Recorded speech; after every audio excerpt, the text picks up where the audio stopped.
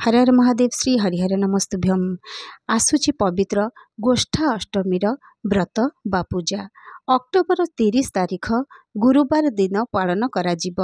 एही दिन रे गो मातांक पूजा करा जाए एवं गो बंदापना मध्य करा जाए।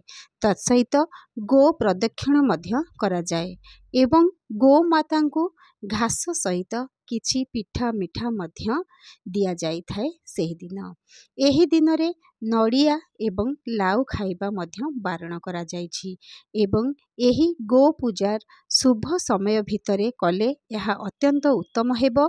जेहेतु अष्टमी तिथि रे पूजा होई थांती गोमाता, तो आमे चेष्टा करिबा 30 तारिख गुरुवार दिन सूर्य उदय परठारु दिन 10:07 मध्यरे शेष करिबा पाई, कारण अष्टमीर तिथि सेही दिन 10:07 पर्यंत रहुचंती, तापरे नवमी तिथि प्रवेश करुचंती।